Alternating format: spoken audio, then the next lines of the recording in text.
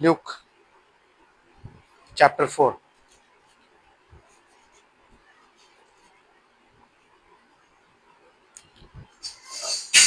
25 आयत से आपके सामने पढ़ता हूँ। यहाँ यूं लिखा है, और मैं तुमसे सच कहता हूँ कि एलिया के दिनों में जब 3.5 वर्ष तक आकाश बंद रहा, यहाँ तक कि सारे देश में बड़ा अकाल पड़ा, तो इज़राइल में बहुत सी विधवाएं थीं, पर एलिया उनमें से किसी के पास नहीं भेजा गया, केवल सैदा के सारपत की एक विधवा के पास। और एलीशा भविष्यद्वक्ता के समय इज़राइल में बहुत से कोढ़ी थे, पर नामान सूर्यानी को छोड़ उनमें से कोई शुद्ध नहीं किया गया। आमीन। परमेश्वर की आशीष उसके पवित्र वचन के पढ़े और सुने जाने पर हो। आमीन। हम प्रार्थना करते हैं। स्वर्ग और पृथ्वी के मालिक, तेरा धन्यवाद करते हैं तेरी सारी आशीष और बरकतों के लिए मेरे प्रभु। तेरे दिए हुए गीतों के लिए धन्यवाद करते हैं प्रभु कि तूने अपनी इबादत हमसे ली। तेरा धन्यवाद हो मेरे प्रभु। अब मेरे पिता, जब ये समय आया है खुदावन के हम तेरे वचन में जाएं मेरे प्रभु जी, तो खुदावन होने दे कि तू ही मेरे प्रभु जी अपनी इस रोटी को तोड़ के बांट मेरे प्रभु। आमीन। क्योंकि खुदावन ये तेरी रीति है मेरे प्रभु। हमारी बंद आंखें खोल ताकि हम मेरे प्रभु जी तेरे उस वचन को देखने वाले हो सकें, और मेरे प्रभु तेरा अनुग्रह हम पर बना रहे। आमीन। सारी आशीष और बरकतों के लिए धन्यवाद करते हैं प्रभु जी। होने दे कि सुनने वालों के हृदय और कानों को डेडिकेट कर मेरे प्रभु, ताकि तेरी आवाज उनके कानों से होते हुए हृदय में प्रवेश करे, उनके हृदय रूपी पट्टियों पर लिखे। प्रभु मेरे होठों को अभिषेक कर मेरे प्रभु जी, ताकि इनसे तेरा वचन निकले। आमीन। तेरी आत्मा का बसा बना रहे। सब कुछ तेरे हाथों में सुपुर्द करते हुए प्रभु जी अपनी इस प्रार्थना को धन्यवाद के साथ अपनी किसी खूबी लियाकत से नहीं, वरन आपके प्यारे बेटे यीशु मसीह के अद्भुत नाम में मांगते हैं प्रभु। दया से आप इसे सुने और ग्रहण करें। आमीन। आमीन। आप सबको जय मसीह की। जय मसीह की। आप लोग बैठ जाइए। God bless you all. आमीन। आमीन। 27 आयत दोबारा पढ़ते हैं, उसकी क्या लिखा हुआ है। और एलीशा भविष्यद्वक्ता के समय इज़राइल में बहुत से कोढ़ी थे, पर नामान सूर्यानी को छोड़ उनमें से कोई शुद्ध नहीं किया गया। ओके, जब हम एलीशा की बात करते हैं तो आपको एक चीज मालूम होनी चाहिए कि जब एलिया जो भविष्यद्वक्ता था उसके अंदर जो आत्मा पाई जाती थी, एलीशा में उसका दुगना भाग पाया जाता था। आमीन। क्योंकि जब एलिया उठाया जाने वाला था, तो तब एलीशा उसके साथ साथ चला, और जब एलीशा ने बोला कि एलिया ने बोला कि भाई तेरे को क्या चाहिए, तू मुझसे मांग, तो कहता है कि मैं चाहता हूँ कि जो आत्मा तेरे अंदर है उसका दुगना भाग मेरे अंदर आ जाए। तो कहता है कि ठीक है, अगर तू मुझे, जब मैं उठाया जा रहा हूँ, मुझे देखेगा तो भाग आ जाएगा। तो उसने देखा तो दूना भाग आ गया। आमीन। इसलिए यीशु मसीह जब इजरायलियों के साथ ये बात करता है ना, तो एलिया की और एलीशा की जब वो बात करता है तो दो लोगों की बात करता है। जब वो एलिया के विषय में बात करता है तो वो विधवा के बारे में बात करता है, सैदा के सारपत की विधवा। और जब वो एलीशा की बात करता है तो वो नामान कोढ़ी की बात करता है। आमीन।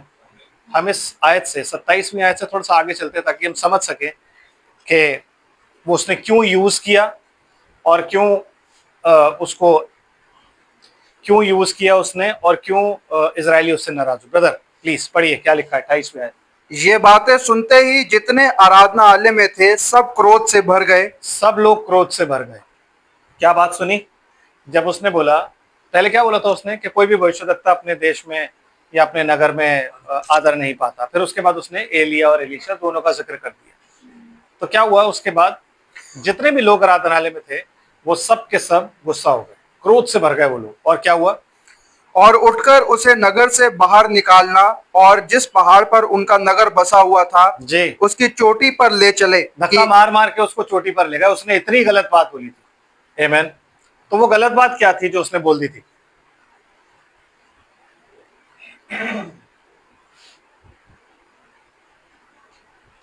मूसा और एलिया, मैंने आपको बताया था ना, दो ऐसे प्रॉफिट थे।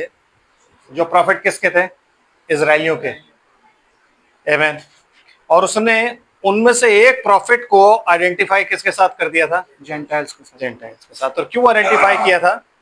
क्योंकि जिस वक्त में एलिया नबी इस पृथ्वी पर था, तब इजराइल ने खुदा को रिजेक्ट कर दिया था। ठीक है जी। जिस वक्त में एलीशा था उस वक्त में भी इजराइल ने रिजेक्ट किया हुआ था। क्यों? क्योंकि इजेबेल जिंदा थी, और जब इजेबेल मरी तो उसकी बेटी अथालिया जिंदा थी। आमीन। तो उन्होंने क्या कर रखा था? खुदा को रिजेक्ट कर रखा था। ऐसा नहीं है कि खुदा इजरायलियों के पास नहीं था। एलीशा ने बहुत सी भविष्यवाणी इजराइल के राजा के लिए भी करी, ये बात तय है। लेकिन यीशु मसीह ने स्पेशली इन दोनों के उन दो आश्चर्य कर्मों को क्यों बताया कि वो जेंटाइल्स के लिए थे? क्योंकि जो एलिया है उसकी मिनिस्ट्री जो है वो किन के लिए है?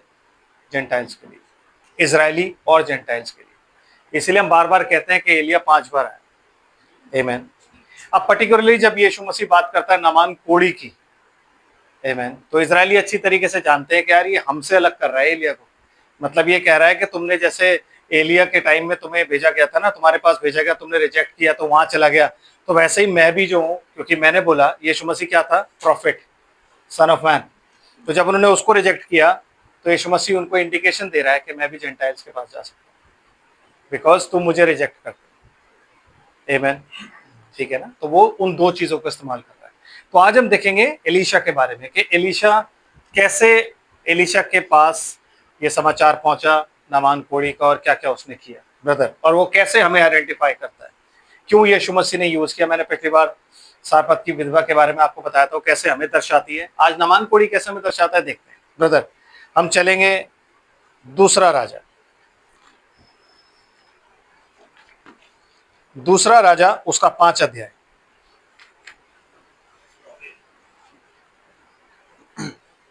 Yes brother please. अराम के राजा का नामान नाम सेनापति अपने स्वामी की दृष्टि में बड़ा और प्रतिष्ठित पुरुष था। मतलब ये है कि सबसे पहली चीज कि ये कहाँ का था राजा? आराम। आराम, जो कि एक जेंटाइल लैंड है। आमीन। और इसका नाम क्या था? नामान। नामान इसका नाम था। सेनापति है, आमीन, लीडर है सेना का, और बहुत प्रतिष्ठित था। इसकी बहुत इज्जत थी आराम, आराम में हद से ज्यादा इज्जत। ओके, आगे पढ़ते हैं ब्रदर, क्या है? क्योंकि यहोवा ने उसके द्वारा अरामियों को विजय किया था और वह शूरवीर। किसने विजय किया था? यहोवा ने। आप तो कहते हो कि जेंटाइल्स के लिए यहोवा काम ही नहीं करता, यहोवा तो सिर्फ इजरायलियों के लिए काम करता है। हम तो यही कहते हैं ना कि परमेश्वर सिर्फ हमारा ही परमेश्वर है। इजराइल इस बात का ही तो कमेंट करता है कि परमेश्वर सिर्फ हमारा है, बाकी तुम कीड़े मकोड़े हो।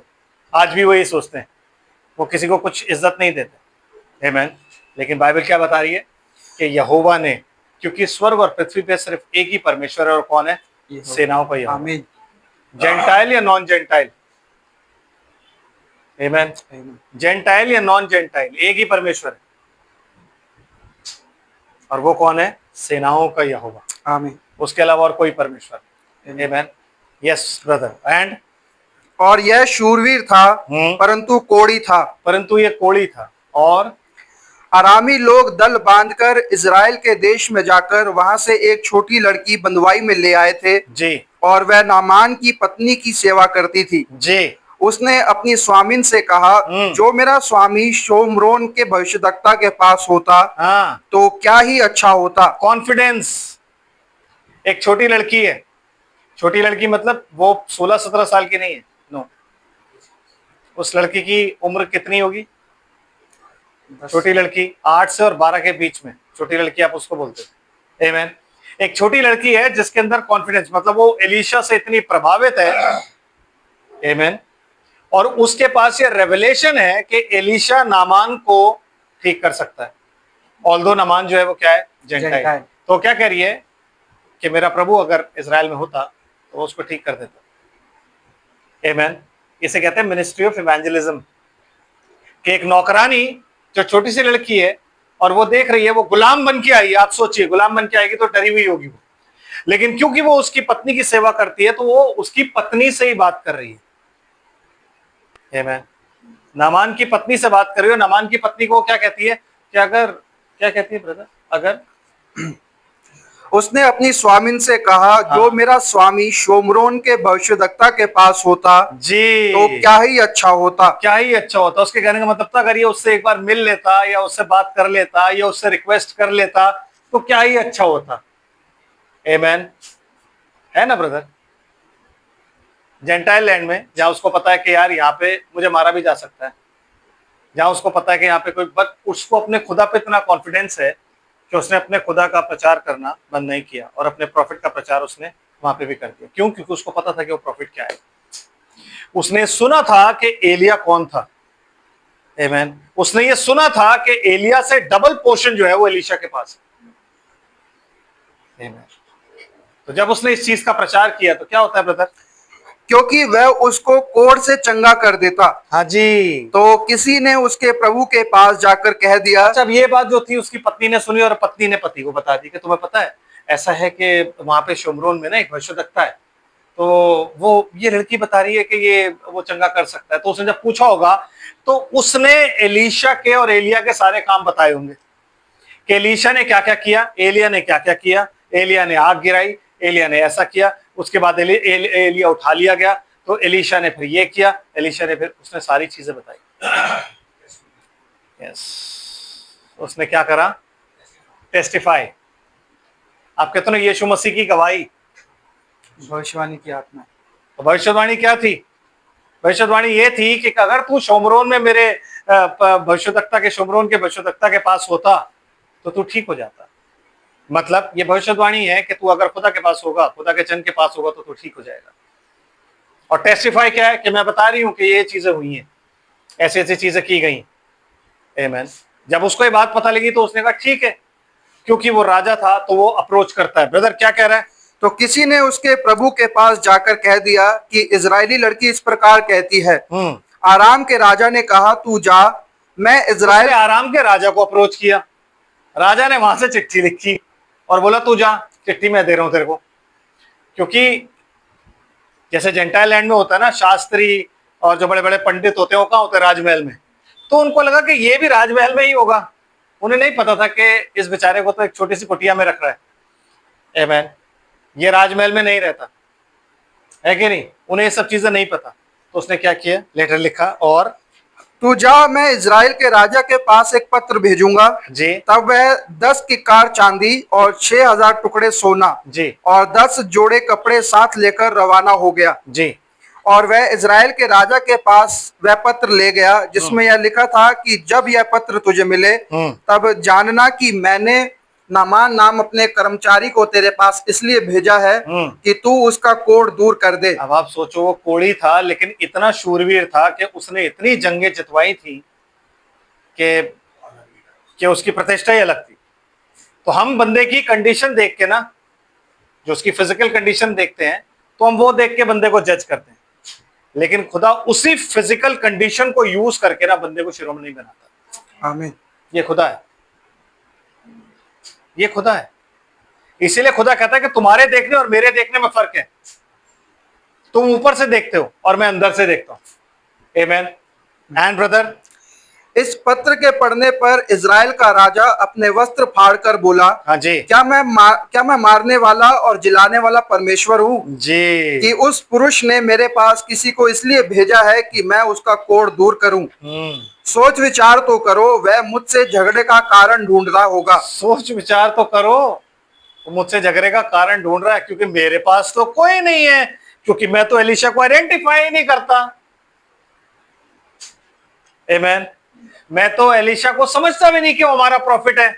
कंडीशन जो जो ओरिजिनल जो जेन्युइन प्रॉफिट होता है उसकी कंडीशन ये है कि राजा उसे पहचानता भी नहीं, राजा उसे जानता भी नहीं, और राजा इस वक्त में ये कह रहा है कि क्या मैं ठीक करने वाला हूं? सोच विचार तो करो, शायद वो मारना चाहता है इसलिए उसने ये सब भेजा करने के लिए। आमेन। समझ रहे? हर एक सच्चे भविष्यद्वक्ता की यही कंडीशन होती है, चाहे वो कोई भी क्यों ना।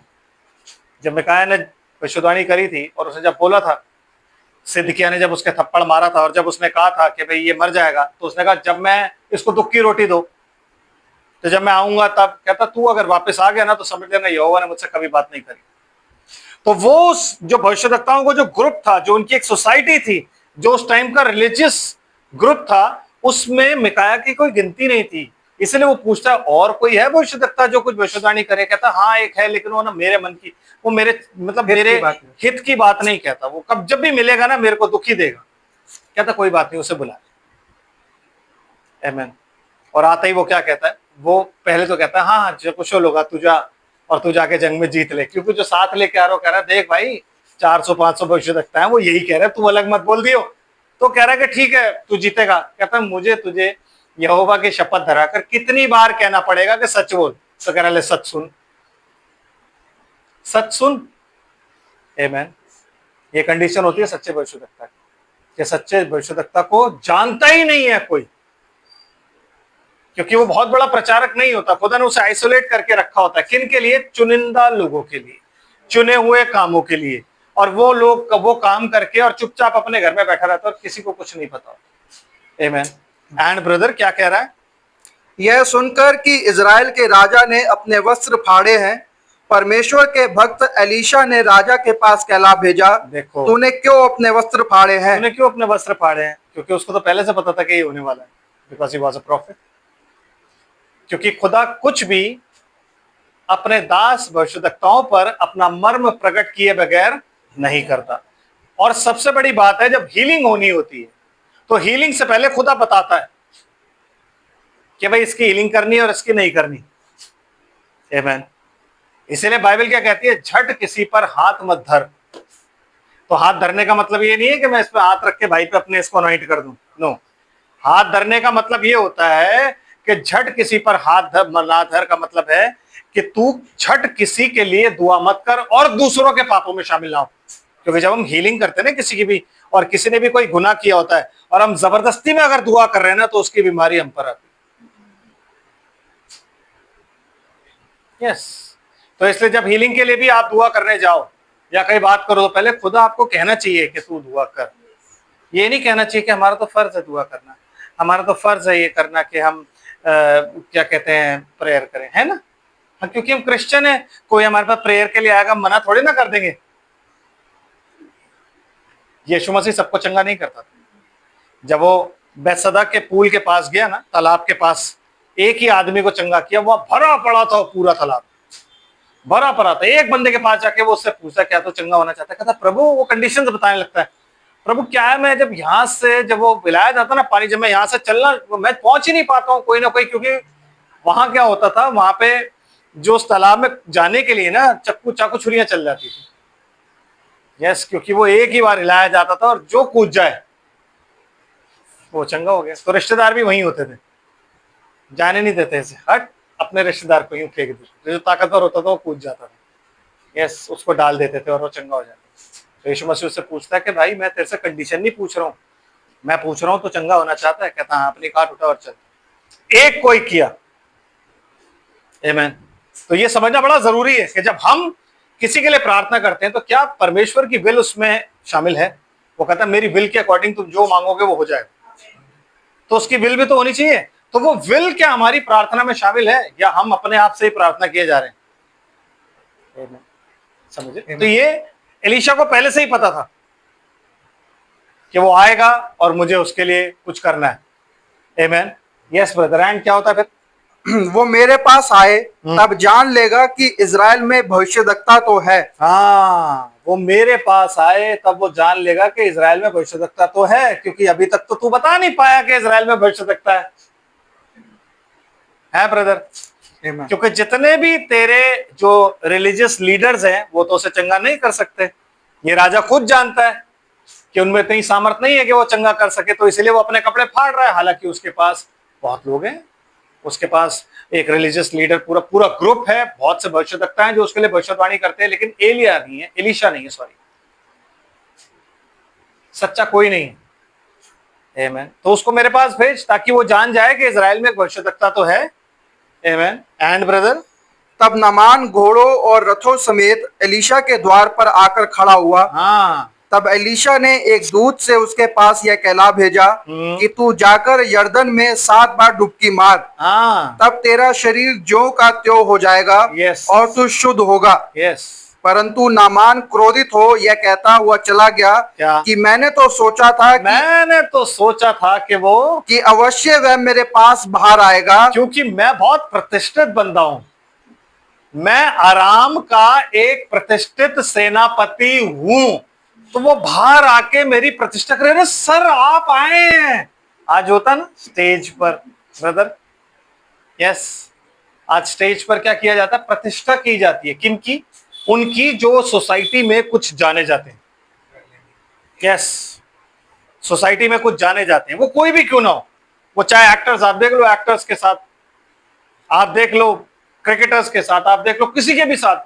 मतलब आज मैं इंडिया की बात नहीं कर रहा, पूरी दुनिया में हॉलीवुड स्टार्स को इनवाइट किया जाता है कि वो उनकी मीटिंग में आए और आके मीटिंग में करें कि नहीं ये पास्टर जो है, क्योंकि जब भाई हॉलीवुड स्टार कोई बोलेगा तो अपने आप ही बंदे यकीन करेंगे, भाई इतना बड़ा बंदा कह रहा है तो हमें यकीन करना चाहिए। But Elijah and Elisha was different. जो सच्चा सेवक खुदा का होता है वो बिल्कुल अलग होता है। वो मिलने भी नहीं आया, वो मिलने भी नहीं आया एलीशा उससे। वो जब एलीशा के पास आया उससे समाचार भिजवाया कि मैं, एलीशा ने अपने दूत को भेजा, उससे बोल यर्दन में जाके 7 बार डुबकी लगा लेगा। और वो गुस्सा हो गया क्योंकि वो कह रहा है कि पहले उसको मेरे पास आना चाहिए, पहले आके उसको मेरे से हलो हाय करनी चाहिए। वो इतना बदतमीज है कि हलो हाय भी नहीं कर सकता। कोई भी खुदा का जो सच्चा सेवक होता है ना, वो सोसाइटी के हिसाब से बदतमीज ही होता है नहीं ब्रदर?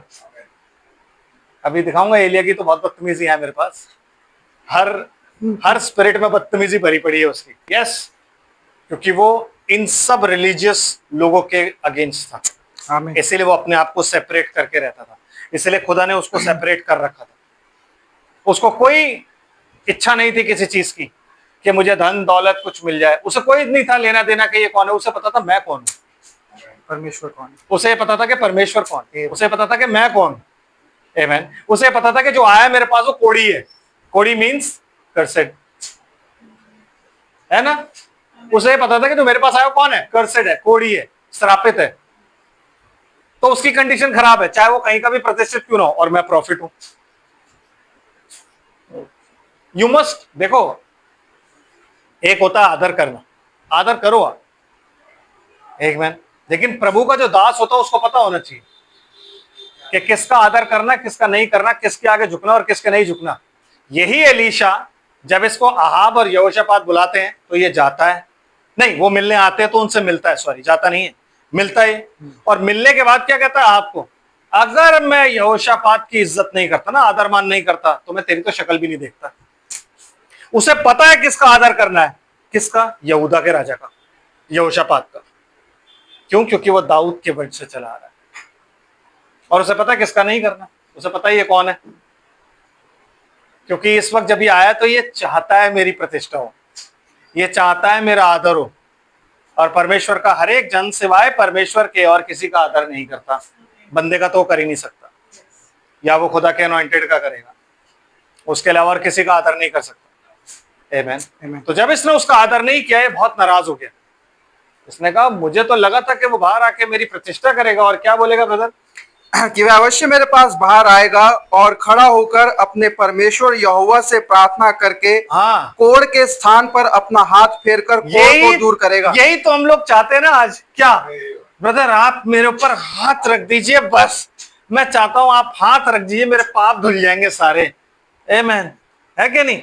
मेरा उन ब्रदर ने मेरी अनॉइंटिंग करी है, उन बड़े भाई ने मेरी अनॉइंटिंग करी है, इन्होंने मेरे को ऑर्डेन किया है। क्योंकि आप जेंटाइल हो, इसमें आपकी कोई गलती नहीं है। नामान कोड़ी भी यही कह रहा है कि मैंने तो सोचा था वो बाहर आएगा, बाहर आके सबके सामने ऐसे यहोवा को पुकारेगा, यहोवा ये तेरा, तूने इसे मेरे पास लेकर के आया, मैं इसमें हाथ रखता हूँ और इसका कोढ़ उसी वक्त चंगा हो जाए। ये बोलेगा और मैं एकदम चंगा हो जाऊंगी। हीलिंग मिनिस्ट्री तो यही है कि नहीं सिस्टर? Yes, laying hands. आज की डेट में आप लेइंग हैंड्स देख लो, सब दिखा रहे हैं लेइंग हैंड्स क्या होता है, क्योंकि लिखा है उसमें बाइबल में लेइंग हैंड्स। तो वो लेइंग हैंड्स का मतलब उन्होंने ये बना लिया, हर किसी जो भी आया हाथ रख, तो चंगा हो, तो चंगा हो। और लोग चंगे हो रहे हैं। हो रहे कि नहीं हो रहे? अगला बंदा मिल भी नहीं रहा है, हाथ भी नहीं रख रहा है। समझ रहे हैं? यस माय फ्रेंड, आगे। क्या दमिश्क की अबाना और परपर नदियां इजराइल के सब जलाशयों से उत्तम नहीं है? उत्तम नहीं है? वो अपनी नदियों के नाम गिनवा रहा है। क्यों? क्योंकि जिस नदी में उसको डुबकी लगाने के लिए बोला है ना, वो नदी अच्छी नहीं है। नहीं, नदी यर्दन, यर्दन। यर्दन वो अच्छी नहीं है। क्यों? क्योंकि उसमें पानी गंदा भी बहता है। क्यों? क्योंकि इस यर्दन का मतलब क्या होता है? जब आप यर्दन बोलते हो तो यर्दन का मतलब क्या होता है? मौत या डेथ। आमीन। कोई आदमी डेथ नहीं चाहता, कोई नहीं चाहता कि मैं अपने मैं मर जाऊं और मरने के बाद मेरे को, कोई नहीं चाहता। नो ब्रदर, सब ये चाहते हैं कि मुझे खुदा मिल जाए और मैं ऐसे ही चलता रहूं। फ्लैश के लिए मैं मरूं, संसार के लिए मैं मरूं, रिश्तों के लिए मैं मरूं, कोई नहीं चाहता। यद्यपि यीशु मसीह ने क्या बोला है, अगर तू मुझसे बढ़कर अपनी माता पिता भाई बहन बेटा बेटी किसी को भी माने तो तू मेरे लायक नहीं है। लेकिन no one wants to die.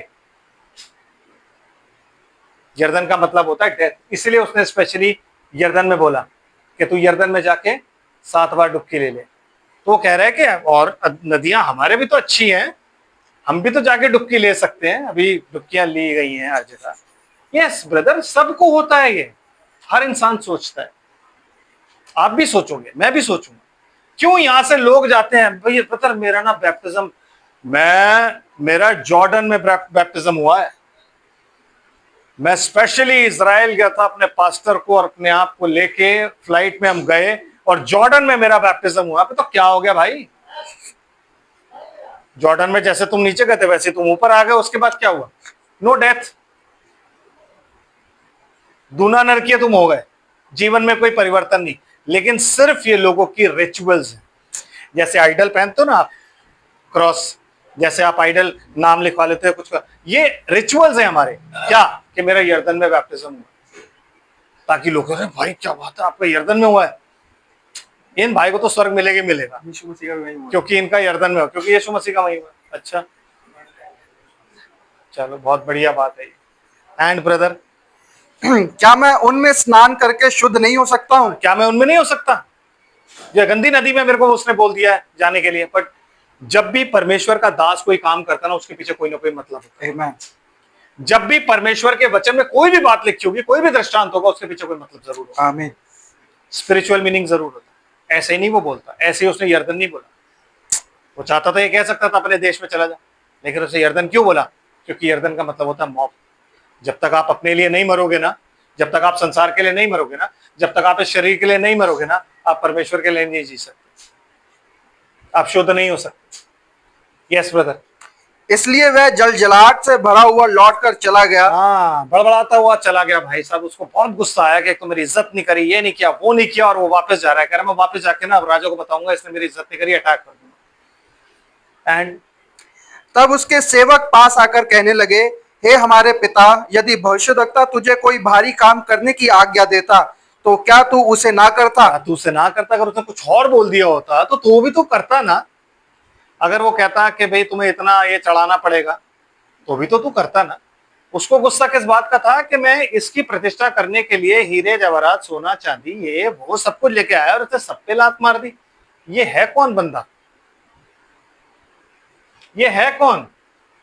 आमेन। क्योंकि प्रभु के सेवक को सोना चांदी हीरे मोती पैसा रुपा कपड़े इन सब का कोई मुंह नहीं होता।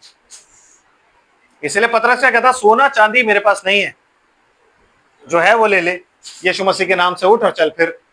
लेकिन आज की डेट में हर चर्च के पास सोना चांदी हीरे मोती नाम अपना ही चल रहा है। आमेन। रूपा सब कुछ चल रहा है। तो अगर वो ऐसे थे तो ये ऐसे क्यों है? क्योंकि ये ढोंगी है। आमेन। वो असली थे, जो किसी की प्रतिष्ठा नहीं करते, जिनकी खुद कोई प्रतिष्ठा नहीं थी, जिनका खुद कोई रिकग्निशन नहीं था अपने देश में। आमेन। जिन्होंने कभी किसी की कोई प्रतिष्ठा नहीं करी, उन्होंने सिर्फ खुदा और खुदा के वचन की प्रतिष्ठा करी, और खुदा के अनॉइंटेड जो होते थे उनकी प्रतिष्ठा करी। वो ऐसे लोग थे, इसलिए खुदा उनको मानता था और उनकी सुनता भी था। आमेन। यस ब्रदर, और क्या कह रहा है? फिर जब वह कहता है कि स्नान करके शुद्ध हो जा, तो कितना अधिक इसे मानना चाहिए। तब उसने परमेश्वर के भक्त के वचन के अनुसार यर्दन को जाकर उसमें 7 बार डुबकी मारी। हाँ जी। और उसका शरीर छोटे लड़के का सा हो गया। उसने 7 बार डुबकी क्यों मारी मालूम है? पता 7 बार डुबकी क्यों मारी? हाँ, पहले हम चलते हैं लय व्यवस्था, फिर मैं आपको स्पिरिचुअल बताऊं। पहले मैं आपको समझा दूं। तो लय व्यवस्था और उसका 13 अध्याय निकालते हैं।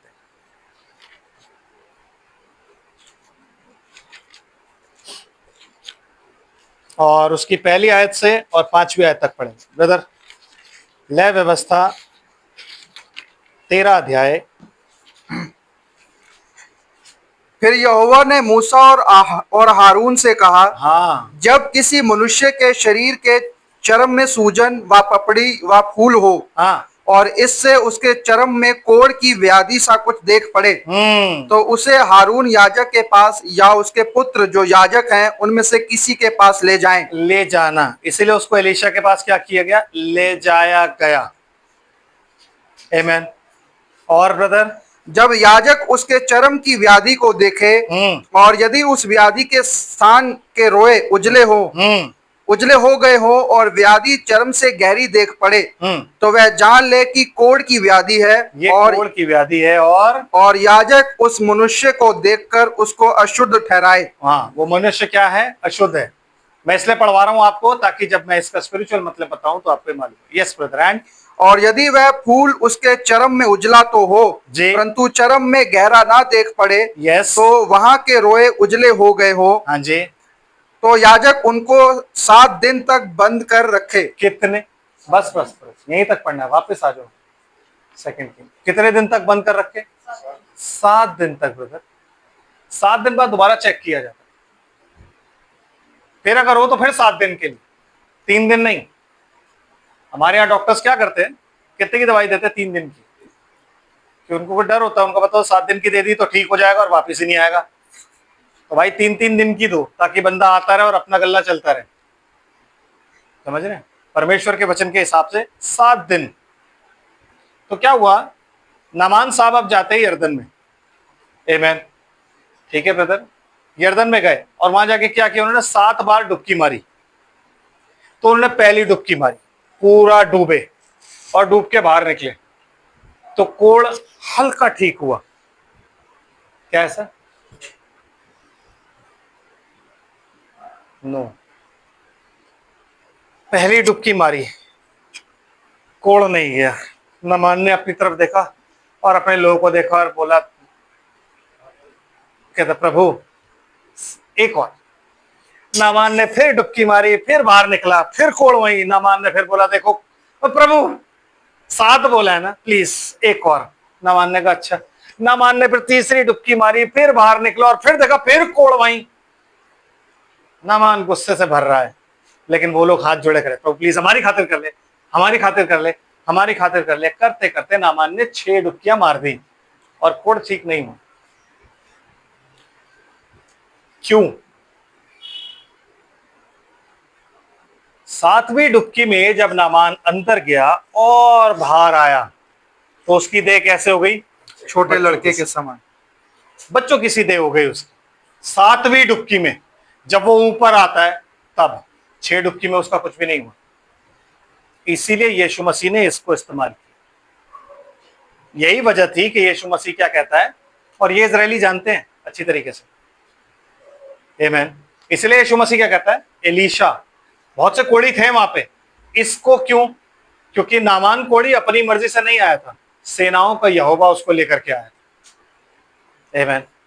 तो आप जब आपके पास कोई आएगा ना, तो आप ये नहीं कह सकते जाके आप एक काम करो, अपने जगह पे जाके आप ये काम कर लो, आप ठीक हो जाओगे। नो नो नो, आपको अपने वचन के अनुसार, जो परमेश्वर का वचन है उसके अनुसार काम करना होता है, चाहे वो इंसान कोई इंसान क्यों ना हो। आमीन। समझ रहे? जब ब्रदर ब्रनम के पास कोई भी आता था हीलिंग में, उनकी जब हीलिंग लाइन चलती थी, कोई भी आता था, क्या बोलते थे वो कहते थे तुम अपने गुनाह एक तो पहले ही सारे सही करके आना, जो तुम्हें याद है सारे कर लो। ये मत सोचना यहाँ आके तुम लाइन में खड़े हो गए और आ जाओगे ऐसे ही, तो यहाँ आत्मा बुलवा देगा वो गुनाह, और बुलवा देता था तो लोग कांपते भी थे। दूसरी चीज वो ये जरूर पूछते थे हर किसी से कि क्या तू खुदा की सेवा करेगा? तो बोलता है हाँ। क्या तू खुदा के लिए जिएगा? हाँ ठीक है, मैं तेरे लिए दुआ कर। तब वो दुआ करते थे। आमीन। इनडायरेक्टली वो क्या बोलते थे, जा फिर पाप ना करना।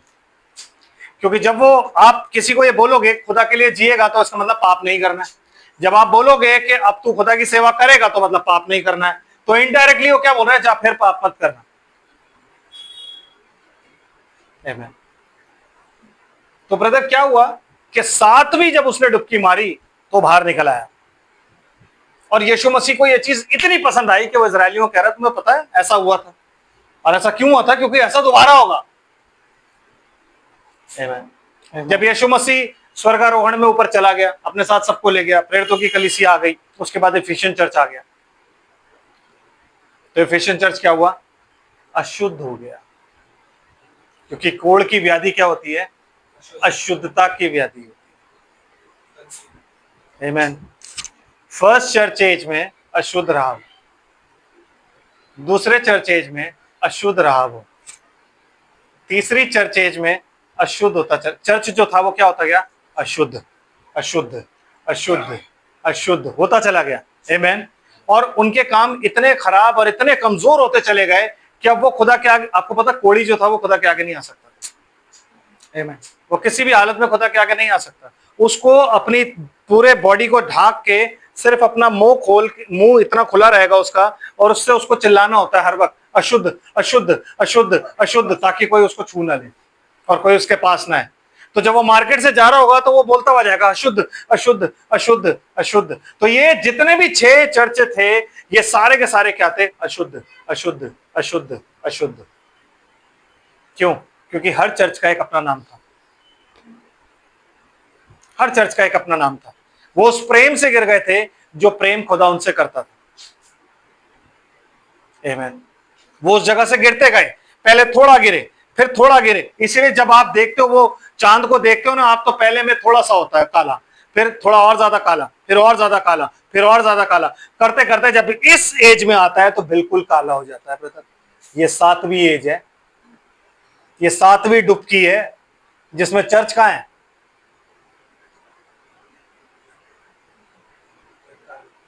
चर्च अंदर है और अभी बाहर आने वाला है। तो चर्च जैसे ही बाहर आता है क्या हो जाता है? शुद्ध। आमीन। क्या होता है? उसकी देह कैसे हो जाती है? बच्चे की सी। इसको बोलते हैं ट्रांसलेशन, इसको बोलते हैं रेस्टोर करना। मतलब नामान कोढ़ी की जो देह थी उसको क्या किया एलीशा ने? रेस्टोर किया ब्रदर। आमीन। उसकी जो चर्म थी, उसकी जो स्किन थी, वो स्किन सड़ गई थी, उस स्किन को रेस्टोर करके वापस कैसा बना दिया? जैसे बच्चा होता है छोटा। बच्चे की स्किन कैसी होती है? सॉफ्ट। आमीन। जब अब्राम और सारा इन दोनों का जब बच्चा होना था तो खुदा ने क्या किया? उनकी जवानी को रिस्टोर किया, वरना 90 साल की बुढ़िया को कोई किडनैप नहीं करता। आमीन। तो उसने क्या किया? रिस्टोर किया। और वो रेस्टोरेशन कैसा था? उस रेस्टोरेशन में एक ट्रांसफॉर्मेशन था, बॉडी का ट्रांसफॉर्मेशन। आमीन। वही ट्रांसफॉर्मेशन किसके साथ हुआ? नामान के साथ। कि नामान की जो देह थी 7वीं डुबकी में बदल गई, नहीं तो पहली में क्यों नहीं बदली? इसके एवज में ना आप वीडियो भी देख सकते हो, बहुत वीडियोस बने हैं इसमें। एक बहुत अच्छा गाना भी बना हुआ है जिसमें नामान कोढ़ी पहली डुबकी मारता है, देखता है कुछ नहीं हुआ, उसके सिपाही पीछे छुप के देख रहे होते हैं, क्योंकि नामान नंगा होता है ना, तो सिपाही तो नहीं देख सकते, छुप के देख रहे होते हैं। नमान फिर डुबकी मारता है तो 7 डुबकी, 7वीं डुबकी में नमान जब ऊपर आता है तो उसकी देह बिल्कुल साफ हो जाती है। और यीशु मसीह ने जानबूझ के ये दोनों खुदा ने जो काम करवाए थे, सारपत की जो विधवा थी और नामान कोढ़ी जो था, वो यीशु मसीह ने जानबूझ के उनको बताया। क्यों? क्योंकि एलिया की मिनिस्ट्री जो है जेंटाइल्स के लिए ब्रदर, और हर बार क्या यूज होता है? 7। Yes, Gentiles, Gentiles brother. जब याजक खून चढ़ाता था, आपको पता है जब याजक वेदी पर खून चढ़ाता था तो लहू लेके सींगों पर लगाता था, उसके बाद वो क्या करता था? वो 7 छींटे यूं मारता था। किसकी तरफ? यस, लैम्प स्टैंड की तरफ। वो जो धूपदान रखे होते थे, जो 7 दीवट थे उनकी तरफ, 1 2 3 4 5 6 7। उसका मतलब ये होता था कि ये 7 दीपक जो थे, इनको शुद्ध सिर्फ एक ही चीज से किया जा सकता है, वही यीशु मसीह का लहू। इसलिए इस एज को बोला जाता है रेस्टोरेशन ऑफ ब्राइट ट्री। इस लास्ट एज में ही क्या होगा? रेस्टोरेशन होगा। क्योंकि बाकी जितनी भी एजेस थी, इससे पहले वाली जो 2 एज थी वो रिफॉर्मेशन की एज थी। मार्टिन लूथर रिफॉर्मर था। आमीन। जॉन वेस्ली रिफॉर्मर था। उससे पहले जितने भी थे उसको आप बोलते हो डार्क एजेस। वो डार्क एजेस होती है ब्रदर, हिस्ट्री पढ़ो उठा के, आपको पता लग जाएगा, उसे डार्क एजेस बोलते हैं। तो जब वो डार्क एजेस थी और उसके बाद जब रिफॉर्मेशन की एज आई तो एक आई रेस्टोरेशन की एज, वो ये जिसमें जैसे नामान कोड़ी का देह बिल्कुल शुद्ध हो गई थी, इसमें हमारी देह बिल्कुल शुद्ध हो जाएगी। बपतिस्मा ले रहा है वो हर बार, बपतिस्मा ले, पानी में तो जा रहा है ना, डुबकी तो मार रहा है ना, बपतिस्मा ही ले रहा है ना, बट जो 7वीं बार ले रहा है, वो 7वीं बार क्या हो रहा है, वो बिल्कुल शुद्ध हो जा रहा है। आमीन। जब हम 7वीं बार इस 7वें कलीसिया काल में जब सारा कुछ वचन को रिस्टोर किया गया, जब हमें बताया गया कि हमें चेलों की शिक्षा पर आना है, जब यीशु मसीह के नाम के बपतिस्मे का मतलब हमें बताया गया, उसके बाद जाके हम क्या होते हैं, शुद्ध। तो शुद्ध कौन कर रहा है, ये वचन। नामान कोड़ी ने किसका पालन किया, कहता है परमेश्वर के भक्त के कहे अनुसार, के वचन के अनुसार उसने क्या किया, वहां जाके डुबकियां लगाई। पहली डुबकी में कभी कोई ठीक नहीं होता, अगर आपको लगता है ना कि आप ठीक हो जाओगे, कभी नहीं होगा। धर्मीजन कितनी बार गिरेगा, 7 दफा, 7 से बार ज्यादा बार नहीं गिर सकता, 7 की अकाउंटिंग है उसकी धर्मीजन की। आमीन। समझ रहे कि नहीं, 7वीं बार उसे उठना ही, और जब वो 7वीं बार उठेगा फिर वो गिरेगा नहीं 8वीं बार, क्योंकि अगर वो 8वीं बार भी गिर रहा है तो 8वीं बार न्यू बिगिनिंग है, वो कभी नहीं उठेगा। आमीन। तो 7 इज परफेक्शन, इसलिए सिर्फ 7 यहां पे लिखा गया है, इसलिए यीशु मसीह ने इसको यूज किया है। जब परमेश्वर ने एलिया को इतना पसंद किया कि उसने एलिया को जब ऊपर बुलाया तो एलीशा को 2 भाग दे दिया, और 2 भाग देने के बाद एलीशा को बोला कि ठीक है तू कर। एलीशा ने किया, और जो कुछ भी एलीशा ने किया खुदा को बहुत पसंद आया। इसलिए यीशु मसीह ने क्या बोला, एलिया जो आने वाला था वो यही है। कौन, यूहन्ना बपतिस्मा देने वाला। क्यों, क्योंकि खुदा को उसकी स्पिरिट बहुत पसंद है। अगर रेस्टोरेशन का कहीं भी काम होता था तो वो एलिया को भेजता था, और किसी को नहीं भेज। लॉ का अगर कोई काम होगा तो किसे भेजेगा, यस, क्योंकि मूसा जो था वो लॉ गिवर था, मूसा जो था वो रिडीमर था। लेकिन अगर रेस्टोरेशन का काम है और ग्रेस का काम है, अब ये जो नामान कोड़ी के साथ हुआ, ये ग्रेस है कि नहीं है? नामान डिजर्व करता है, नहीं डिजर्व करता। तो जो भी डिजर्व नहीं करता उस पर जब परमेश्वर कुछ काम करे, उसके लिए कुछ अच्छाई करे, उसे बोलते हैं अनुग्रह। इसलिए आप और मैं किसके युग में, अनुग्रह के युग में, जिसे हम डिजर्व नहीं करते। हमने कोई ऐसा काम नहीं किया कि यीशु मसीह हमारे लिए लहू बहाए। आमीन। पूरा करो ब्रदर, क्या लिखा हुआ है, 13 नहीं, दूसरा राजा, दूसरा, यस, दूसरा राजा। तब उसने परमेश्वर के भक्त के वचन के अनुसार यरदन को जाकर उसमें 7 बार डुबकी मारी। यस, जब तक आप परमेश्वर के वचन के अनुसार कार्य नहीं करोगे ना, तब तक कभी नहीं आपकी जिंदगी, मतलब आपकी विल और खुदा की विल दोनों अलग अलग है। आज मैं आते आते यही सोच रहा था कुछ चीजों के बारे में, तो मैं ये सोच रहा था कि यार अगर आपकी दुआ में ना, हम कहते हैं ना परमेश्वर हमारी दुआ नहीं सुनता, समझ रहे?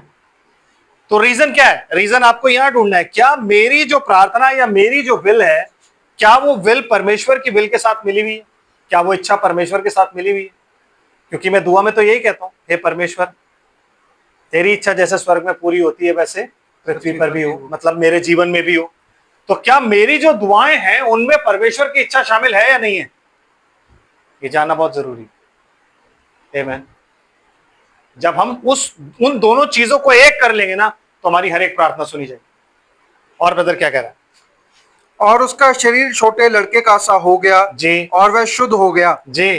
तब वह अपने सब दल बल समेत परमेश्वर के भक्त के यहाँ लौट आया। हाँ, अभी तो वो बड़े गुस्से से गया था, लेकिन अब जब वो वापस आ रहा है भाई साहब, उसको खुशी का कोई ठिकाना नहीं है। क्यों? क्योंकि जो काम कोई नहीं कर पाया, जो उसके देश में नहीं कर पाया कोई, तो वो काम किसने कर दिया, एलीशा ने।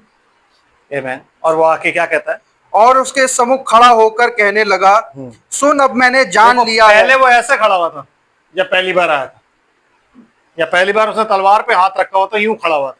अब कैसे खड़ा है, उसके सम्मुख खड़े होने का मतलब जानते हो आप, ऐसे ऐसे खड़ा हुआ था, क्योंकि अब उसे पता लग गया कि यार अगर आज मेरी देह ऐसी हुई है तो वो इसकी वजह से हुई। तो अब वो इज्जत दे रहा है ब्रदर, परमेश्वर के जन को इज्जत दे रहा है। उसे पता है कि मुझे इसकी इज्जत है, इसलिए कभी भी अपनी इज्जत मांगो मत, खुदा खुद करवाएगा। आमीन। जब आप अपनी इज्जत मांगोगे ना, तो खुदा कभी नहीं करवाएगा, क्योंकि खुद यीशु मसीह की कभी इज्जत नहीं हुई है। उसे जब भी डिनर पे बुलाया जाता था, पैर नहीं धुलाते थे उसके, उसकी बेइज्जती करने के लिए ही बुलाया जाता था हर जगह, कि भाई आज इसकी बेइज्जती करनी है हमने। आमेन। उसकी कभी कोई इज्जत नहीं थी। तो इसलिए आप भी इज्जत की लालसा मत रखो, मत सोचो कि हाँ मुझे इज्जत मिलेगी। दिमाग से प्रिपेयर होके जाओ कि भाई यहाँ इज्जत नहीं होगी, तो खुदा आपकी इज्जत खुद करवाएगा। आमेन। और ब्रदर क्या कह रहा है?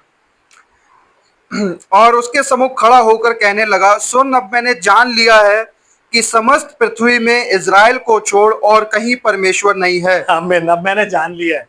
अभी तक मैं नहीं जानता था, क्योंकि अभी तक मैं सोच रहा था अपनी नदियों में ले लूंगा, हैं? अभी तक तो मैं सोच रहा था मेरी नदियां तुमसे बेटर है भाई, वहां ले लूंगा मैं डुबकी डुबकी, तो मैं कहीं भी लगा लूंगा।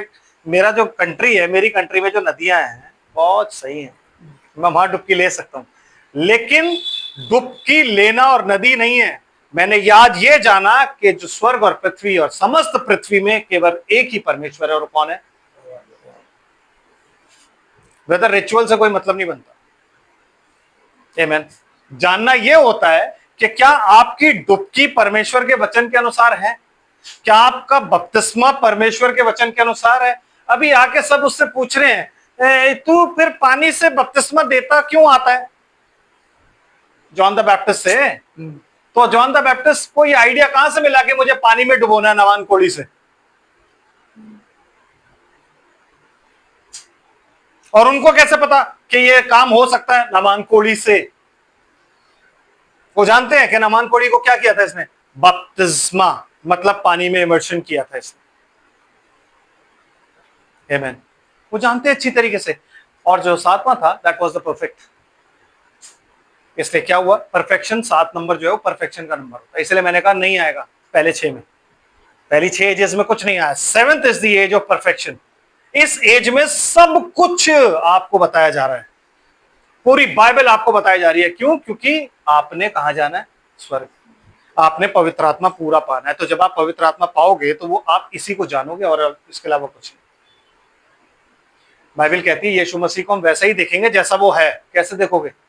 क्योंकि यीशु मसीह अपने बारे में तो कहता है कि वो वचन है, क्योंकि वचन देदारी हुआ। तो जब तक मुझे वचन नहीं पता मैं जानूंगा कैसे? ओल्ड टेस्टमेंट हमारे किसी काम का थोड़ी ना। ओल्ड टेस्टमेंट, हमारी जो क्रिश्चियनिटी है ना, वो न्यू टेस्टमेंट शुरू हुई है। हम क्राइस्ट के फॉलोवर हैं। नहीं है भाई, ये किसने आपको सिखाया हम क्राइस्ट के फॉलोवर हैं? वो तो बड़ा भाई है हमारा, मर के जी उठने वाला वो पहला उठा है, और हम कौन है? छोटे भाई। हमारे सबसे बड़ी भूल क्या है? हम यीशु मसीह को क्या बना देते हैं? हम यीशु मसीह के अनुयायी हैं। आमीन। हम उसके फॉलोवर्स हैं। No, we are not. हम उसके छोटे भाई हैं। हम खुदा के बच्चे हैं। जैसे यीशु मसीह उसका बेटा था, वैसे हम भी उसके बच्चे हैं, जो उसके वचन से पैदा हुए हैं। हम वो लोग हैं जो किससे पैदा हुए हैं? वचन से। हमारी कहता ना, तुमने वचन से, जीवते परमेश्वर के वचन से तुमने नया जन्म प्राप्त किया है। आमीन। आमीन। आपने और मैंने जन्म किससे प्राप्त किया है? वचन से। आमीन। क्योंकि यीशु मसीह कहता है जो बातें मैं तुमसे कहता हूं वो आत्मा भी है और जीवन भी है। तो वचन में क्या है? आत्मा भी है, जीवन भी है। शब्द की तरफ मत जाओ, आत्मा और जीवन की तरफ जाओ। आमीन। तो इसलिए उनको पता था कि बपतिस्मा देता हुआ आ रहा है, वरना बपतिस्मा एक बिल्कुल नई टेक्नोलॉजी थी, एक बिल्कुल नया रिचुअल था। वो लोग एक्सेप्ट कैसे कर रहे हैं? वो जानते थे भाई, एलिशा ने किया हुआ है पहले। आमीन। फिर क्या हो रहा है ब्रदर? इसलिए अब अपने दास की भेंट ग्रहण कर। एलीशा ने कहा, यहोवा जिसके सम्मुख मैं उपस्थित रहता हूँ, उसके जीवन की शपथ मैं कुछ भेंट ना लूंगा। मैं कुछ भेंट नहीं लूंगा। और लेकिन ब्रदर आज की डेट में हाथ रखने के 25,000 और इसके 30 और उसके डॉलर और उसके फलाना, तो सामने खड़े होके कह रहा है कि यहोवा के जीवन की शपथ मैं कुछ भेंट ना लूंगा, मैं कुछ भेंट ना लूंगा। क्योंकि जो उसके पास है ना, परमेश्वर क्या कहता था? लेवियों का तुझ में कोई भाग नहीं होगा, क्योंकि उनका भाग कौन है? मैं हूं। दाऊद क्या कहता था? यहोवा मेरा भाग है। मतलब वो जो जब वो कह रहा है ना यहोवा मेरा भाग है, तो उसको आप समझो, मतलब सारा स्वर्ग उसका है, सारी कायनात उसकी है। क्यों? क्योंकि यहोवा जिसको वो अपना भाग बता रहा है वो पूरी कायनात का मालिक है। आमीन। तो वो कह रहा है मुझे इन चीजों की क्या जरूरत, मैं उससे बोलूंगा तो मेरे को पता नहीं कितना दे देगा, तो तेरी भेंट लेके मैं क्या करूंगा? और वैसे भी परमेश्वर के दान को बेचा नहीं जाता। जब यीशु मसीह को शैतान ने बोला ना कि तुझे भूख लग रही है, इन पत्थर को बोल रोटी बन जाए, क्यों बोला? क्योंकि वो भी यही कह रहा था कि अपना रेवलेशन जो है ना, उस रेवलेशन से तू अपने लिए खाना खरीद, खाना बना और वो खा। तो यीशु मसीह ने क्या बोला? मनुष्य केवल रोटी से नहीं, हर एक उस वचन से जो परमेश्वर के मुख से निकलता है जीवित रहेगा। आमीन। हाँ, परमेश्वर के वचन को बेच नहीं सकते। अगर आप बेच रहे हो तो आप यहूदा इस्करियोती हो। अगर आप अपने अपने दान के पैसे ले रहे हो तो आप यहूदा इस्करियोती हो। इसलिए चैनल्स के ऊपर जब वो बने हुए होते हैं ना, क्या बोलते हो उसको ब्रदर आप, इससे फोन से जो लेते हो, QR कोड, कि आप अपनी गिफ्ट्स, और आपको अगर ये पसंद आया तो अपनी ऑफरिंग्स आप यहां दे सकते हैं। तो आप यहूदा हो ब्रदर, क्योंकि यहां एलीशा क्या कह रहा है? मुझे ये सब चीजें नहीं चाहिए। क्यों? किसकी शपथ? यहोवा की शपथ। और ब्रदर क्या कहता है?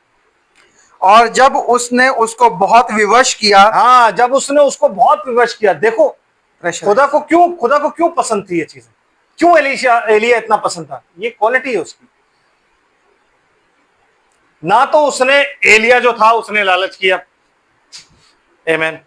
वो नाले के पास रहता था, कौवे आते थे, खाना देते थे, खा लेता था। और ना इसने लालच किया, और ना ही यूहन्ना बपतिस्मा देने वाले ने लालच किया, है कि नहीं? क्या खाता था? टिड्डियां और वनमधु। जैसे आप देखेगा, यस ये क्या आदमी है, गंदी गंदी चीजें खा रहा है, टिड्डियां और वनमधु खा रहा है। जो कुछ खुदा ने प्रोवाइड किया वो खा रहा है, सोसाइटी के अगेंस्ट। लेकिन सारे बदतमीज, वो भी बदतमीज, एलिया भी बदतमीज, ये भी बदतमीज। आमीन। एक तो इंसान गिफ्ट देने आ रहा है, एक तो इंसान, भाई मैं कैसे मना कर सकता हूँ? वो बंदा मेरे को गिफ्ट दे रहा है, मैं कैसे मना करूं? आई कैन नॉट, क्योंकि वो मुझे नहीं, वो खुदा को दे रहा है। हाँ, अच्छा, वो चंगा होने के बाद ही क्यों दे रहा है आपको? एक अंकल का मेरे पास फोन आया, मेरी वाइफ के लिए दुआ कर दे बेटे। मैंने कहा हाँ, कर दूंगा अंकल। मैं सोच रहा हूँ कि मेरे पास ना एक घर है बेटे, मैं अपना घर ना तुम्हें दे दूं। मैंने उस दिन सोच लिया था कि ना तो आंटी ठीक होंगी, मैं दुआ कर भी दूंगा तो भी आंटी ठीक नहीं होगी। पहले मैंने अवॉइड किया, फिर मैं चला गया, मैंने जाके ऊपर ऊपर रफली रफली दुआ करके आ जा। आंटी आज भी ऐसे ही, और घर हमें आज भी नहीं मिला, घर बेच दिया गया। तो पहली कॉल में ही मैं समझ गया था खुदा कुछ नहीं करेगा। क्यों? क्योंकि आप खुदा के दान को खरीद नहीं सकते हो, और ना ही मैं बेच सकता हूँ खड़े होकर। मैं यूं कहता हूँ नहीं भाई, और कोई मेरे पास आए गिफ्ट देने के लिए तो मैं कौन, नहीं ब्रदर कोई बात नहीं, दे दो आप।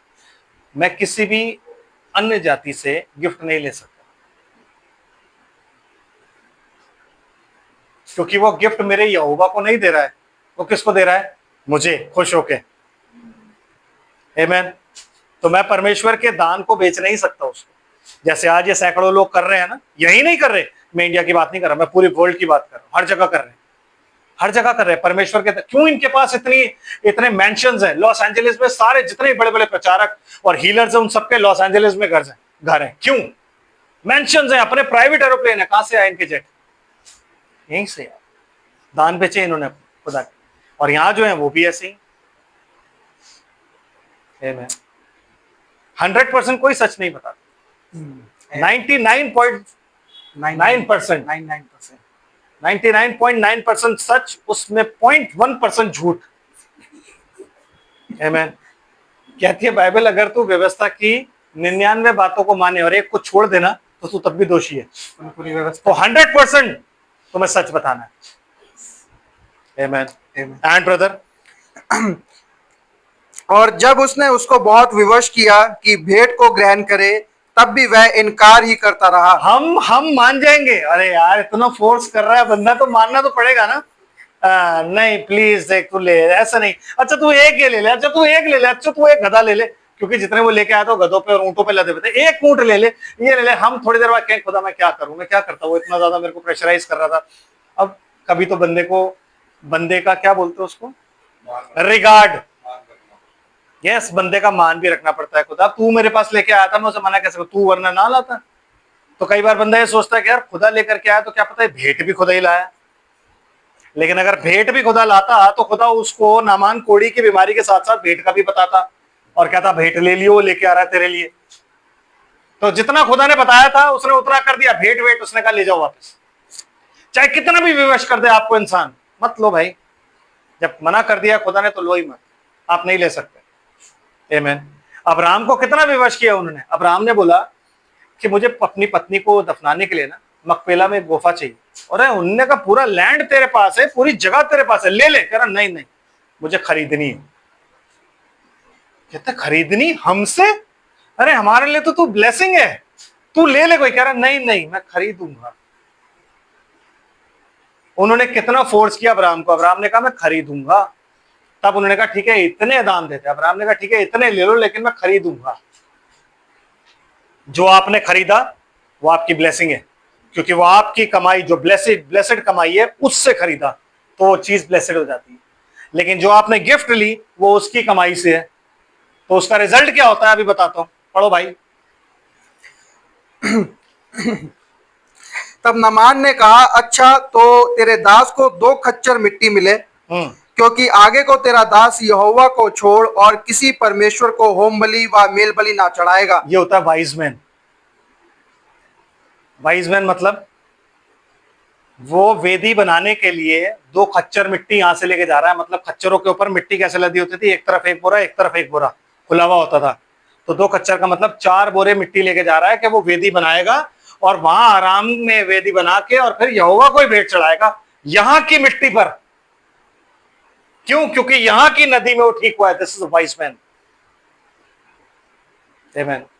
वो ये नहीं कह रहा मेरे वहां पे बहुत अच्छी मिट्टी है, मैं वहां से मिट्टी सीमेंट की बनवा लूंगा, ये करवा लूंगा ना। कहता तो फिर मुझे आज्ञा दे कि तेरे दास को 2 खच्चर मिट्टी मिले। क्यों? क्योंकि मुझे वेदी बनानी। ब्रदर ये वाइज मैन। आपको मिट्टी भी वहीं की लेनी है, आप इस वचन के अलावा कहीं नहीं जा सकते। मैं सोचू ना अगर मैं वचन लेके वापस डिनोमिनेशन में चला जाऊं और वहां जाकर मर जाऊंगा मैं, नो, मुझे मट्टी भी यहीं की चाहिए, क्योंकि उसी मट्टी में जीवन है। आमेन। उसी मट्टी में रेजरेक्शन है। क्यों इजरायली सारे बोल के अब्राहम के जितने भी, अब्राहम के बाद वाले जितने भी लोग थे, उन सब ने बोला मेरी हड्डियां यहां से ले जाना। यूसुफ ने क्यों बोला मेरी हड्डियां यहां से ले जाना और ले जाके वहां दफना? क्योंकि उसको पता रेजरेक्शन कहां है, इजराइल में, यरूशलेम में, प्रॉमिस लैंड। प्रॉमिस लैंड में। तो मेरी हड्डियां कहां दफनाना? प्रॉमिस लैंड में, क्योंकि जो रेजरेक्शन है वो प्रॉमिस लैंड में। ब्रदर हर एक रेजरेक्शन यहां है, इससे बाहर there is no peace, no rest in peace. Resurrection आपका तब होगा जब आप प्रभु में सोगे, और प्रभु का मतलब है जब आप वचन में सोगे तब रेजरेक्शन होगा, वरना आपका कोई रेजरेक्शन नहीं। वो समझदार आदमी है, वो कह रहा है मुझे मिट्टी ले जाने दे, ले जा। अपने देश में मैं इसी मिट्टी के ऊपर वेदी बलि चढ़ा के और फिर मैं यहोवा की प्रतिष्ठा करूंगा, ले जा। क्योंकि वो जानता है कि एलिया ने जब वेदी बनाई तो उसने वो वेदी को जोड़ने के लिए 12 पत्थर इकट्ठे किए। मिट्टी वहीं की होनी चाहिए, उसी के अनुसार होनी चाहिए। एंड ब्रदर एक बात तो यहोवा तेरे दास के लिए क्षमा करे, हाँ जी। कि जब मेरा स्वामी रिम्मोन के भवन में दंडवत करने को जाए, हाँ, तो वह मेरे हाथ का सहारा ले। पर ये सब बातें वो क्यों कह रहा है उसको? क्योंकि उसे पता है मैं शुद्ध हो गया हूं ना। तो मुझे पता लग गया है कि जो असली परमेश्वर है वो स्वर्ग पर बैठा है। तो मुझे मूर्तियों के आगे नहीं झुकना है, मुझे रीतियां नहीं माननी, मुझे रिवाज नहीं मानने, मुझे ये सब चीजें नहीं करनी। ये सब चीजें वो जान गए। तो इसलिए वो क्या कह रहा है उससे कि 2 अपराध तेरा खुदा मेरे, एक एक बात अपराध। तो यहोवा तेरे दास के लिए क्षमा करे, हाँ कि जब मेरा स्वामी रिमोन के भवन में दंडवत करने को जाए, जी, तो वह मेरे हाथ का सहारा ले, हाँ। और जो मुझे भी रिमोन के भवन में दंडवत करनी पड़े। मतलब आप समझ रहे हो? नहीं समझे आप? रेमोन, नहीं नहीं नहीं नहीं नहीं नहीं ब्रदर, नहीं। रेमोन का राजा दंडवत कर रहा है, ठीक है। आइए आप, मैं बताता हूं कैसे। रेमोन का राजा दंडवत कर रहा है। अब ये क्या करेगा, ये हाथ इसने यूं पकड़ा हुआ है, ठीक। अब वो दंडवत कैसे करेगा? वो ऐसे एक घुटने पे यूं आएगा, अब ये भी एक घुटने पे आएगा, आओ। अब दूसरे घुटने पे आओ। अब जब ये दंडवत करेगा तो वो उसके साथ नीचे हाथ नीचे लगाएगा और फिर उसको ऊपर उठा लेगा। तो मतलब वो भी दंडवत कर रहा है, मतलब वो भी दंडवत कर रहा है। तो कह रहा है ये अपराध क्षमा करे, क्योंकि मैं दंडवत इसलिए नहीं कर रहा क्योंकि मैं करना चाहता हूं, लेकिन मुझे राजा के साथ, क्योंकि मैं सेनापति हूं, तो ये मेरा ही काम है। तो मैं उसका ये हाथ पकड़ के उसको नीचे लेके जाऊंगा, सबसे ताकतवर मैं ही हूं, तो उसको ऊपर मैं ही उठाऊंगा फिर। तो वो मेरा दंडवत नहीं होगा, वो उसकी हेल्प होगी। तो ये मुझे क्षमा करे खुदा। देख रहे हो, वाइज मैन ऐसा होता है। कि एक बार जब हीलिंग हो गई, एक बार जब शुद्ध हो गया, उसके बाद गलती नहीं करनी। आमीन। कहीं ऐसा ना हो तुझ पर कोई भारी विपत्ति आ पड़े। दुष्ट आत्मा जब किसी इंसान में से निकल जाती है तो खाली जगहों में घूमती है, और जब नहीं कोई जगह पाती तो वापस उसी घर में आती है, और उस घर को सजा सजाया पाती है, झाड़ू लाड़ू लगी हुई है, बिल्कुल साफ सुथरा है, सजा सजाया पा रही है। क्यों? क्योंकि उस घर में अभी तक यीशु मसीह नहीं आया है। अगर यीशु मसीह आके बैठ जाता तो वो दुष्ट आत्मा नहीं आती, लेकिन उस इंसान ने चंगा तो हो गया, लेकिन यीशु मसीह को ग्रहण नहीं किया, तो वो दुष्ट आत्मा वापस अंदर घुस जाती है और अपने से 7 बुरी आत्माएं ले आती है, जो कि 8 का नंबर होता है। And 8 is the new beginning. उसके बाद no turning back, no turning back. क्योंकि उसकी पहली सी दशा जो पिछली से भी बुरी हो जाती है, पहली दशा। आमीन।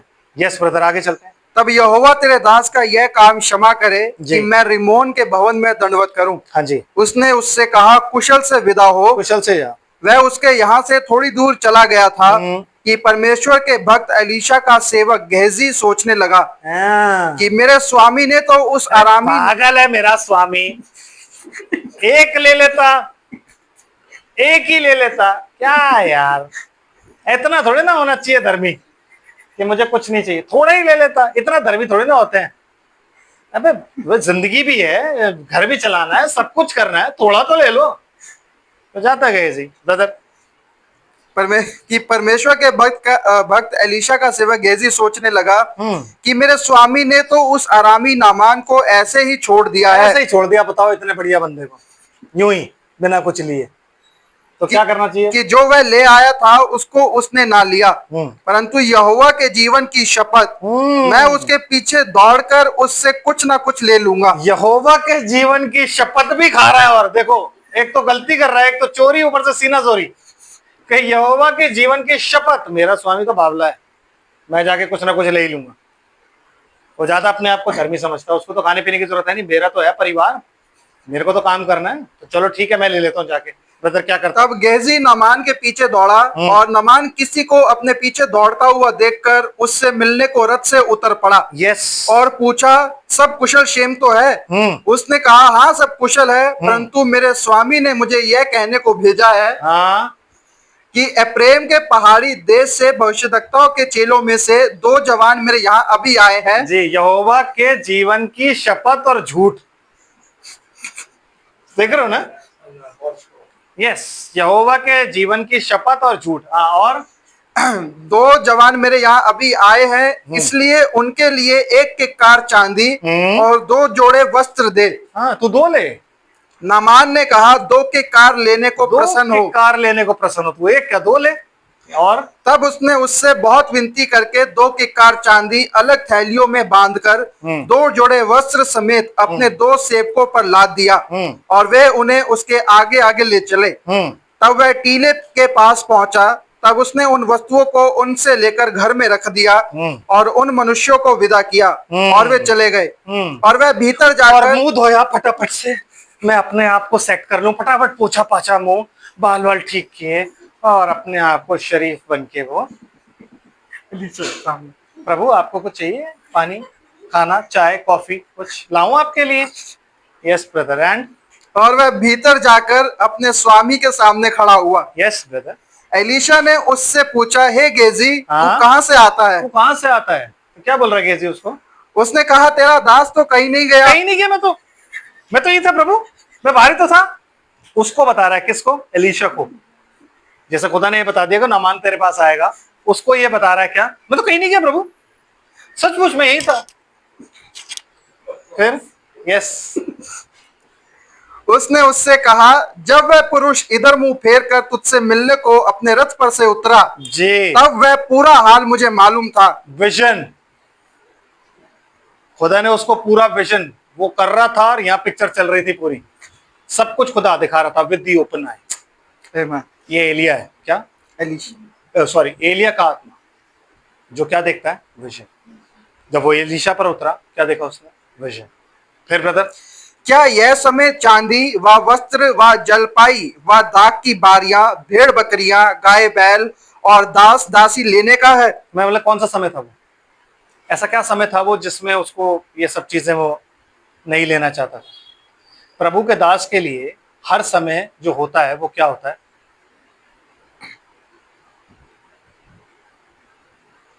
तैयारी का समय। यस, प्रभु क्या कहता है?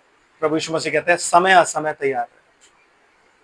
तो प्रभु के दास को लालची भी नहीं होना चाहिए। क्यों? क्योंकि समय असमय उसको तैयार रहना चाहिए ब्रदर। तो क्या ये समय इन सब चीजों का है जो तू ये सब चीजें ले रहा है? तो एक गिफ्ट मेरी तरफ से भी ले ब्रदर। इस कारण से नामान का कोढ़ तुझे और तेरे वंश को सदा लगा रहेगा। वाई? क्योंकि जो गिफ्ट नामान लेकर के आया है वो गिफ्ट अपने पैसों का लेकर के आया है। और गेहजी ने एलीशा की जगह क्या किया? परमेश्वर के दान को बेचने की कोशिश करी। इसलिए जो चीज अपने पैसों की वो लेके आया था, उस अवस्था का कोढ़ जो था वो गेहजी को लग गया। इसलिए कहते हैं हर किसी पर हाथ मत धरो। नहीं, अपने अपने आप को दिखाने के लिए ना भाई मैं प्रार्थना करता हूं सब ठीक हो जाता है, हाथ मत धरो हर किसी पर। क्यों? क्योंकि जो कुछ उसके ऊपर होता है ना वो तुम्हारे ऊपर आ जाता है। क्योंकि तुम चाहते हो तुम्हारी प्रतिष्ठा हो, क्योंकि तुम लालची हो, तब वो चीजें आपके ऊपर आती हैं। आमेन। सो बेटर इज ना। जो चीज गेहजी ने करी वो यही थी कि उससे जाके ले आया क्या कि पिता मेरे प्रभु के पास 2 भविष्यद्वक्ता आए हैं, उनके लिए कुछ तो दे दे। मतलब उसने क्या किया? उसने तो नहीं बेचा दान, इसने बेच दिया। तो जबकि इसने दान बेचा तो खरीदा क्या? कोढ़। तो जब आप बेचते हो प्रभु के दान को तो आप खरीदता क्या हो? कर्ज। वो कर्ज जो उन पर होती है। इसलिए brother never never never cell the gift of God. अगर आपके पास कोई गिफ्ट है उसको संभाले रखो और प्रभु की सेवा के लिए लगाओ। जबरदस्ती में उसको मत बेचो। जब आप उसे बेचोगे तो प्रभु उसका बहुत तगड़ा मूल्य आपको देगा। क्योंकि हर दान को जब आप बेचते हो तो आप कुछ खरीदते भी हो और आप कर्ज खरीदते हो। आमेन। इसलिए कभी मत बेचना। आमेन। इसलिए एलीशा को खुदा ने यूज किया। इसलिए एलीशा को यीशु मसीह कहता है नामान कोढ़ी के लिए, ताकि वो ये बता दे कि इस अन्य जाति में, इस एज में जो अपने आप को प्रॉफिट कहते हैं ना, वो प्रॉफिट इस बात को जान ले कि उनको नहीं बेचना है। खुदा बदलता नहीं है। यीशु मसीह कल आज और युगानुयुग एक सा है। एक सा। आमीन। प्रभु आप सबको आशीष और बरकत दे। आमीन। यहाँ से आगे हम फ्राइडे को चलेंगे जिसमें हम एलिया पार्ट 3 देखेंगे। आइए हम प्रार्थना करते हैं। 4। प्रभु आपका धन्यवाद करते हैं सारी आशीष और बरकतों के लिए, आपके अनुग्रह और प्रेम के लिए, आपकी दया और करुणा के लिए। मेरे पिता परमेश्वर आपका